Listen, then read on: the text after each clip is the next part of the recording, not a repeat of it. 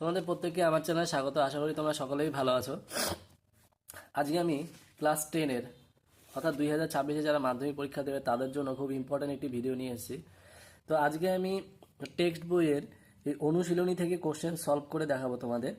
তোমরা আমার সাথে সাথে কোশ্চেন অ্যান্সারগুলো টুকে নিবে, তোমাদের অনেক কাজে লাগবে। আচ্ছা, তো আজকে আমি কোন পার্টটা করবো আমি এটা বলে দিচ্ছি। প্রথমে তোমার যে পার্টটি রয়েছে বহির্জাত প্রক্রিয়া ও তাদের দ্বারা সৃষ্ট ভূমিরূপ, অর্থাৎ তোমাদের ফার্স্ট সামেটিভে যে পার্টটি রয়েছে সেই পার্ট থেকে কিন্তু আমি কোশ্চেন অ্যান্সারগুলো আজকে করে দেখাবো। তো দেখো, এগুলো খুব মনোযোগ সহকারে দেখবে। এই কোশ্চেন অ্যান্সারগুলো নিয়ে কিন্তু আলোচনা হবে, তোমাদের কিন্তু পরীক্ষা এগুলো আসবে। তো খুব ভালো মতো তোমরা দেখে নাও। দেখো, সবার ফার্স্ট তোমাদের যে কোশ্চেনটি আমি এখানে দেখাচ্ছি, দেখো।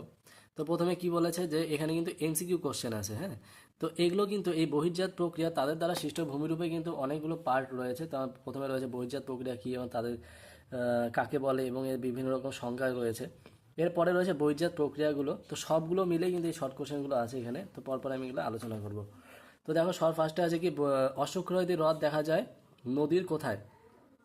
সবার ফার্স্ট দেখো যে কোশ্চেনটা আছে, অশ্বক্ষুরাদি হ্রদ নদীর কোথায় দেখতে পাওয়া যায়। তো অশ্বকৃতি হ্রদ দেখতে পাওয়া যায়, এখানে অপশন আছে উচ্চ প্রবাহে, মধ্য প্রবাহে, নিম্ন প্রবাহে, এর কোনোটি নয়। তো এখানে কিন্তু অ্যান্সারটি হবে অশ্বকৃতি হ্রদ দেখতে পাওয়া যায় নদীর মধ্য প্রবাহে। তো এই অ্যান্সারটি টুকে নাও, এটা কিন্তু তোমাদের খুব কাজে লাগবে। এরপরে দেখো যে কোশ্চেনটি আছে, যে আছে কিউসেক ও কিউমেক এককের সাহায্যে কি মাপা হয়। কিউসেক ও কিউমেক এককের সাহায্যে যেটা হলো যে নদীর জলপ্রবাহ মাপা হয়, বায়ুপ্রবাহ না হিমবাহের গলন এবং কি পাহাড়ের ধস। তো এখানে কোশ্চেন অ্যান্সারটি হবে কিন্তু নদীর জলপ্রবাহ মাপার জন্য এই কিউসেক বা কিউমেক এককটি ব্যবহার করা হয়। এরপরে 3 নম্বর কোশ্চেনটা দেখো কি আছে। 3 নম্বর কোশ্চেন, পৃথিবীর বৃহত্তম বদ্বীপ হলো গঙ্গা ব্রহ্মপুত্র বদ্বীপ, বি নম্বর আছে মিসিসিপি মিসৌরি বদ্বীপ, সি নম্বর হলো গঙ্গা ও পদ্মার বদ্বীপ, ডি নম্বর হলো কঙ্গো বদ্বীপ। এখানে কোশ্চেন অ্যান্সারটি হবে গঙ্গা ও ব্রহ্মপুত্রের বদ্বীপ। এটা আমরা সবাই জানি, পৃথিবীর বৃহত্তম বদ্বীপ হলো গঙ্গা ও ব্রহ্মপুত্রের বদ্বীপ। এরপরে 4 নম্বরটি দেখো, শিব বালিয়ারি অপর নাম। এটা কিন্তু বায়ুর ক্ষয়কার্য ও সঞ্চয় গঠিত ভূমিরূপে এই পার্টের মধ্যে থেকে আছে। শিব বালিয়ারি অপর নাম কি? এর আছে বারখান, অনুপ্রস্থ বালিয়ারি, অনুদৈর্ঘ্য বালিয়ারি এবং চলন্ত বালিয়ারি। এখানে অ্যান্সারটি হবে অনুদৈর্ঘ্য বালিয়ারি। শিব বালিয়ারি অপর নাম কি? অনুদৈর্ঘ্য বালিয়ারি। এরপরে কি আছে 5 নম্বর কোশ্চেনটি দেখো, পৃথিবীর দ্রুততম হিমবাহ হলো ল্যাম্বার্ট, কেওরেক এবং ক্রেভাস এবং বাক্সুন। দেখো এখানে যেগুলো অপশন দেওয়া আছে এটা কিন্তু এখানে কিন্তু এগুলো অ্যান্সার একটাও হবে না, সুতরাং এই কারণে আমি কিন্তু এখানে আর দাগ দিই নি। এরপর 6 নম্বরটি দেখো কি বলেছে, যে সমভূমি অঞ্চলে নদী উপত্যকার সৃষ্টি হয় কিসে? জলপ্রপাত, মন্থরকূপ, বাজাদা নাকি স্বাভাবিক বাঁধ। সমভূমি অঞ্চলে নদী উপত্যকা কি সৃষ্টি হয়? সমভূমি অঞ্চলে নদী উপত্যকা সৃষ্টি হবে হলো স্বাভাবিক বাঁধ। তো এটার অ্যান্সার কিন্তু এটা হবে। এরপর নিচের কোনটি ডিম ভর্তি ঝুড়ি বলা হয়? ডিম ভর্তি ঝুড়ি বলা হয় কি? অ্যান্সার হবে ড্রামলিন। যেমন ডিম ভর্তি ঝুড়ির মতো দেখতে হয় ড্রামলিন। যে রেখার নিচে হিমবাহ গলে যায় তাকে কি বলে? হিমরেখা। হিমরেখার নিচে কি হবে? হিমবাহ গলে যাবে। আচ্ছা, এরপর 9 নম্বর কি আছে, হিমালয় পর্বতে নীলকণ্ঠ শৃঙ্গ একটি কি? পিরামিড চূড়ার উদাহরণ নাকি বি নম্বর ড্রামলিন, তারপর হলো প্লায়া নাকি অ্যারিটে। এখানে অ্যান্সারটি হবে হলো যে পিরামিড চূড়া। এরপরে দেখো 10 নম্বর কোশ্চেনটি কি বলেছে, যে সাহারা মরুভূমিতে সব থেকে বেশি দেখা যায় কি? গৌড়, ইনসেলবার্স, প্লায়া, বাজাতা। এখানে অ্যান্সারটি হবে গৌড়। এবার 11 নম্বর কোশ্চেন দেখো, লবণযুক্ত শিলাস্তরের উপর নদীর প্রধান ক্ষয় প্রক্রিয়াটি কি? অবঘর্ষ প্রক্রিয়া, ঘর্ষণ ক্ষয়, না জলপ্রবাহ ক্ষয় নাকি দ্রবণ ক্ষয়। লবণযুক্ত শিলাস্তরের উপরে সেখানে যেটি হবে সেটা হলো দ্রবণ ক্ষয় হবে। কেমন? এরপরে কি বলছে, হিমবাহ দ্বারা ক্ষয়প্রাপ্ত দুদিক মসৃণ খাড়া ঢিপিকে কি বলা হয়? তো এখানে যে অ্যান্সারটি এগুলো কিন্তু এটা কিন্তু এই অ্যান্সারগুলোর মধ্যে হবে না, সেই কারণে এটা কিন্তু আমি আর দাগ দিইনি। তো দেখো, সব বইয়ে যে তোমার অ্যান্সার যে সঠিক থাকে তা না, কিছু কিছু কোশ্চেন অ্যান্সার ভুলও থাকে, সেই কারণে ওগুলোকে না করাই ভালো। এই জন্য আমি এগুলো কিন্তু দুটো কিন্তু ছেড়ে দিয়েছি। এরপর দেখো শূন্যস্থান পূরণ এসছে, খুব ভালো মতো মনোযোগ সহকারে দেখো, তোমাদের ফার্স্ট সামেটিভে কিন্তু এগুলো থাকবে এবং কি পুরো সিলেবাস মিলে যখন মাধ্যমিক পরীক্ষা হবে 2026-এ, তখন কিন্তু এই ইম্পর্টেন্ট কোশ্চেনগুলো এগুলো থেকে কিন্তু কোশ্চেন আসবে। সুতরাং এই কারণে কিন্তু আমি তোমাদের অনুশীলনটা সলভ করেছি। এরপর দেখো কি বলছে, অতি সংক্ষিপ্ত উত্তরধর্মী প্রশ্ন, শূন্যস্থান পূরণ করো। ভারতের বৃহত্তম নদী গঠিত দ্বীপ হলো ড্যাশ। ভারতের বৃহত্তম নদী গঠিত দ্বীপটি হলো মাজুলি দ্বীপ। গতিশীল প্রাকৃতিক শক্তির উদাহরণ হলো ড্যাশ। গতিশীল প্রাকৃতিক শক্তির উদাহরণ হলো নদী। খুব ইম্পর্টেন্ট কোশ্চেন এটি। গঙ্গার মধ্যবর্তী উত্তরাখণ্ডের হরিদ্বার থেকে ড্যাশ পর্যন্ত, মানে গঙ্গার মধ্যগতি কত থেকে কত দূর? উত্তরাখণ্ড হরিদ্বার থেকে রাজমহল পর্যন্ত বিহারে।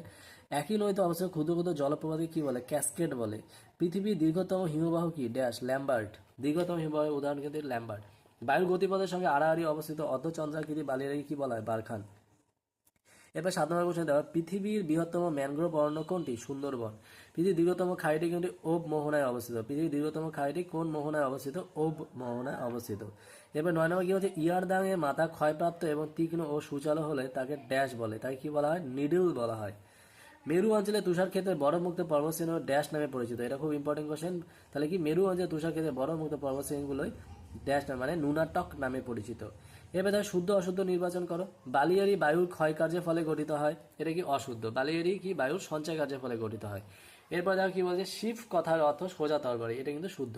গঙ্গা নদীর বদ্বীপ পাখির পায়ের মতো, কোনোদিনও না মিসিসিপি নদীর, তো এই কারণে এটা হলো অশুদ্ধ লিখেছে। তারপর কি বলছে, ভারতের বৃহত্তম নদী মধ্যবর্তী দ্বীপ হলো মাজুলি, এটা কিন্তু শুদ্ধ।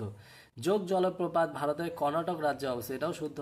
এরপর 6 নম্বর, মরু অঞ্চলে লবণাক্ত হ্রদকে পেডিমেন্ট বলে, এটা কিন্তু অশুদ্ধ।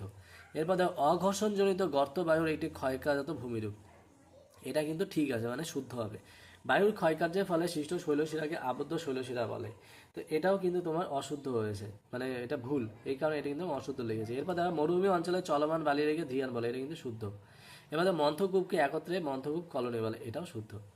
তো দেখো, এরপরে একটি বাম স্তম্ভ ডান স্তম্ভ মেলাও আছে, বাম স্তম্ভ ডান স্তম্ভ মেলাও। পরীক্ষার মধ্যে কিন্তু এই টাইপের বিভিন্ন টাইপের কোশ্চেন থাকে, তার মধ্যে বাম স্তম্ভ ডান স্তম্ভ থাকে।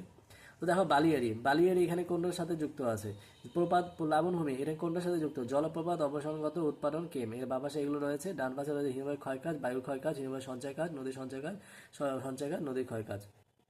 তো দেখো, বালিয়ারি বালিয়ারি কিসের দ্বারা গঠিত, বালিয়ারি হয় বায়ুর সঞ্চয় কাজে, এই যে বায়ুর সঞ্চয় কাজ কোথায় আছে এখানে।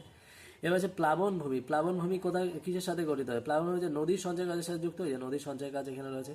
জলপ্রপাত কিসের সাথে মানে সম্পর্কযুক্ত, নদীর ক্ষয়কাজের ফলে গঠিত হয়, এই যে নদীর ক্ষয়কাজের ফলে জলপ্রপাতের সাথে সম্পর্ক হবে। অপসারণ গর্ত কোথার সাথে, বায়ুর ক্ষয়কার্যের সাথে সম্পর্কযুক্ত রয়েছে।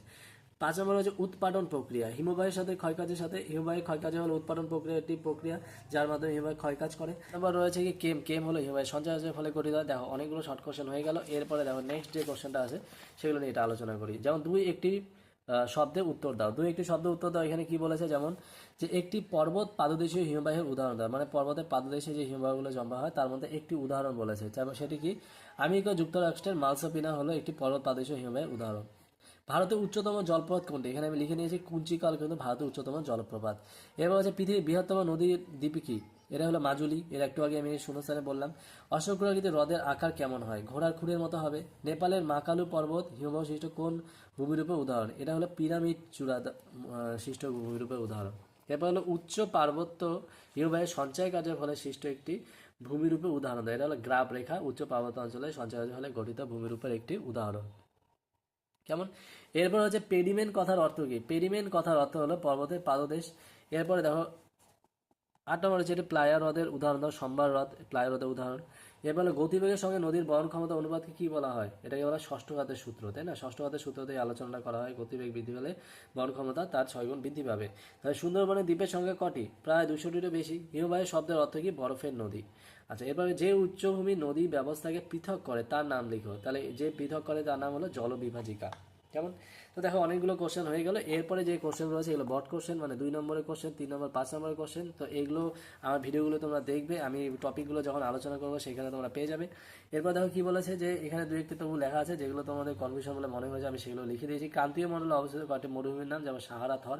ইনসেলবার্স কিসের দ্বারা গঠিত হয়, বায়ুর ক্ষয়কার্যের ফলে। এরপরে ইয়ারদাং আর ইনসে বারখানের মধ্যে পার্থক্য, এটা ওখানে বায়ুর ক্ষয়কার্যের মধ্যে পাবে।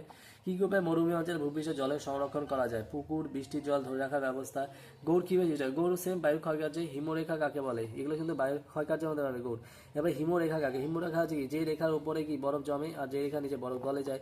এরপরে কি বলছে, প্রান্ত গ্রাফ রেখা বলতে কি বোঝো, প্রান্ত গ্রাফ রেখা হলো হিমবাহের একদম শেষে গিয়ে যে গ্রাফ রেখা সঞ্চিত হয়, মানে একদম মাথায় গিয়ে সেখানে বলা হয় প্রান্ত গ্রাফ রেখা। আবদ্ধ ষোলশিরা সংক্ষিপ্ত ব্যাখ্যা, আবদ্ধ ষোলশিরা হিমবাহতে এবং কি নদীর ক্ষয়কার্যের ফলে গঠিত হয় আবদ্ধ ষোলশিরা।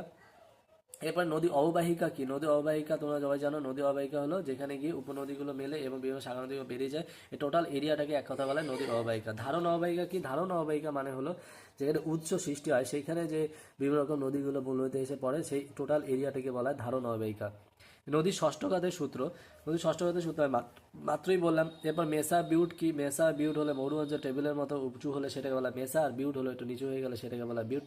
হামাদা কি, এটা হলো পাথর নুড়ি যারা মরু অঞ্চলে যে সৃষ্টি হয় পাথর নুড়ি দ্বারা যে বালুকাময় শিলা, সেটাকে বলা হামাদা। হিমশৈলীয় বিশাল বরফের স্তূপ। আদর্শ নদী কাকে বলে, যার 3টি গতি থাকে তাকে আদর্শ নদী বলা হয়, যে নদীর 3টি গতি থাকে। গঙ্গা একটা আদর্শ নদী উদাহরণ।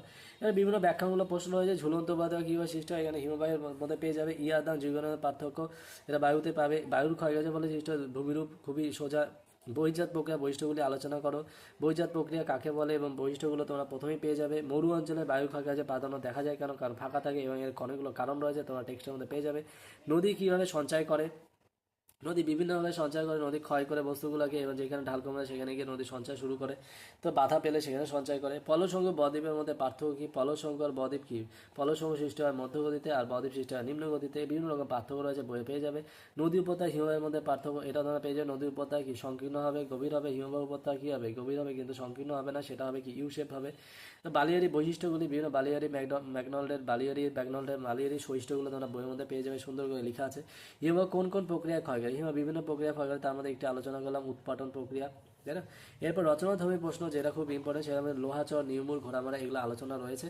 এবং নদীর মোহনায় বদ্বীপ সৃষ্টি হয় কেন, এটা কিন্তু খুব ইম্পর্টেন্ট কোশ্চেন। হিমবাহ জলধারা মিলিত কাজে বলে সৃষ্ট আলোচনা, এটা খুব ইম্পর্টেন্ট কোশ্চেন। হ্যাঁ, এরপরে দেখো গ্লোবাল ওয়ার্মিং, সুন্দরবনকে জলবায়ু কীভাবে প্রভাবিত করছে, এটা একটা বড় অ্যান্সার, কোশ্চেন অ্যান্সার তোমাদের কিন্তু তোমাদের চ্যাপ্টারে লেখা রয়েছে। এই হিমবাহ এই নদীর যে পার্ট রয়েছে সেখানে আছে। হিমবাহের সঞ্চয় কার্যের ফলে গঠিত ভূমিরূপগুলো, এটাও লেখা রয়েছে। নদীর সঞ্চয় কার্যে গঠিত তিনটি ভূমিরূপ, খুব ইজিলি এখানে অনেকগুলো পয়েন্ট রয়েছে, তোমার চিত্র সহকারে ব্যাখ্যা করতে হবে, খুব ইম্পর্টেন্ট কোশ্চেন এবার আসতে পারে মাধ্যমিক পরীক্ষায়। হিমবাহের ক্ষয়কার্যে গঠিত ভূমিরূপগুলো, এটা চলে এসেছে 2025-এ, 2026-এ এর জন্য আসার চান্স খুবই কম। তো দেখো এইরকম অনুশীলনী চ্যাপ্টার ওয়াইজ কিন্তু বিভিন্ন রকম আলোচনা আমার এই ভিডিওতে তোমরা পেয়ে যাবে। তোমাদের ফার্স্ট সামিটিভে কিন্তু এই চ্যাপ্টারগুলো রয়েছে, এই জন্য আমি এগুলোকে প্রথমে সলভ করে তোমাদের দিচ্ছি, তোমাদের অনেক কাজে লাগবে বলে। এছাড়াও তোমাদের কিন্তু এই ফার্স্ট সামিটির ইম্পর্টেন্ট যে সাজেশনগুলো আছে, এটা কিন্তু আমি অলরেডি দিয়ে দিয়েছি। 2026-এর যে সাজেশনগুলো রয়েছে আমি কিন্তু অলরেডি দেওয়া শেষ, তোমরা অবশ্যই দেখে নেবে, সামিটে অনেক ভালো নম্বর পাবে দেখে নিলে। এবং শুধু সামিটিভে নয়, তোমাদের ফাইনাল পরীক্ষা কিন্তু সেই কোশ্চেনগুলো অনেক ইম্পর্টেন্ট আছে। এরপরে আমি ভিডিওতে ভারতের যে চ্যাপ্টারগুলো আছে সেগুলো নিয়ে অনুশীলনী কোশ্চেনগুলো সলভ করে আনবো। তো চ্যানেলটি ভালো লাগলে অবশ্যই চ্যানেলটি সাবস্ক্রাইব করবে, এর পাশে থাকবে। ধন্যবাদ।